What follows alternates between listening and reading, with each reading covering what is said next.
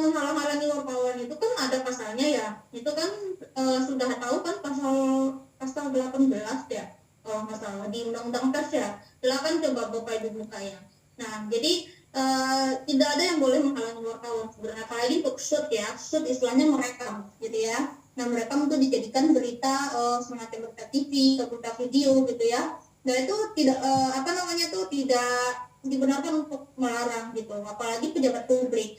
Tetapi ini mah kasusnya adalah katanya di dalam ada anak dan istrinya gitu ya. Itu risikonya dia, karena dia saat itu berpakaian dinas, bukan berpakaian non dinas gitu ya, bukan berpakaian biasa kayak kaos atau kemeja biasa gitu, tapi berpakaian dinas ya. Nah, ini masalahnya gitu, dia nggak berhak melarang atau mengusir wartawan sedangkan dia berpakaian dinas. Kalau pejabat itu berpakaian dinas, dia siap untuk publik gitu ya, mau wartawan liput dia, mau dia apapun gitu, itu terserah kita gitu ya.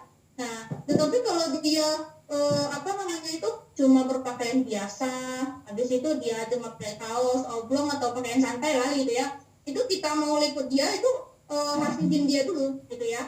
Nah, harus izin dia dulu gitu. Jadi tidak berhak dia selagi berpakaian dinas harus mengusir atau melarang wartawan, itu tidak bisa gitu. Itu melanggar gitu ya, dan itu menyalahi undang-undang pers sebenarnya gitu, yang sesuai pasal 18 kalau nggak salah ya. Menghalang-halangi kegiatan pers itu didenda berapa, 500 juta ya kalau nggak salah, dan 2 tahun penjara ya.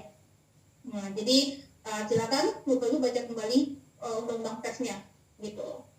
Nah, begitu ya Pak ya. Jadi pejabat itu kalau udah berpakaian dinas itu dia itu adalah milik publik gitu ya, bukan milik keluarganya gitu, bukan milik keluarganya aja, anak istrinya gitu ya, tapi itu milik publik gitu. Apalagi dia kendaraan dinas, nah itu parah lagi gitu, itu milik publik totalitas dia kan.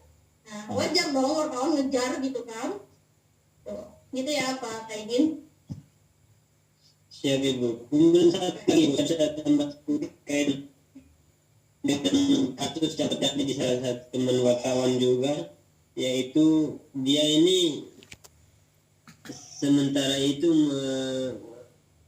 bekerja di pemerintahan desa BPD, yang kemudian dari kehadirannya di BPD itu yang mana sebelumnya yang masih aktif sebagai wartawan juga, dia ini sempat membongkar suatu kasus yang mana atas kasus yang terbongkar satunya itu kemudian berentetan kasus-kasus yang sebelumnya terbongkar semua.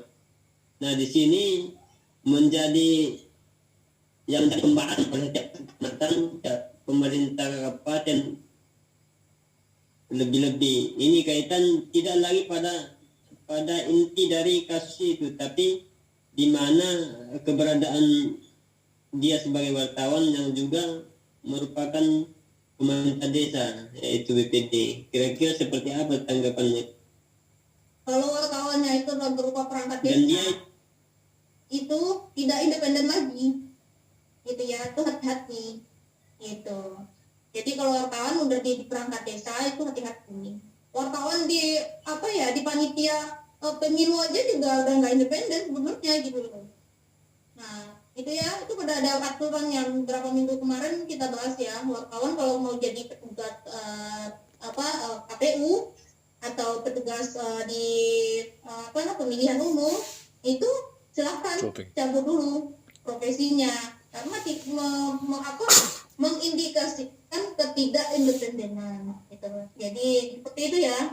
Jadi kalau ngaku wartawan harus independen gitu, harus pilih salah satu gitu, jangan abu-abu. Wartawan iya, mendukung perangkat desa iya gitu ya.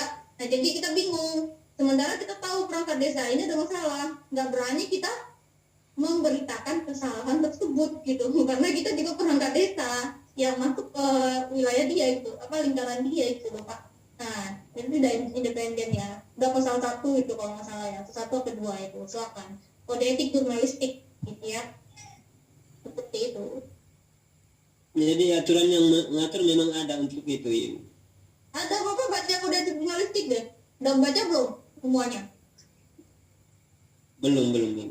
Nah, Nah, Makanya nah, wartawan nah, itu nah, harus di- baca kode etik ya.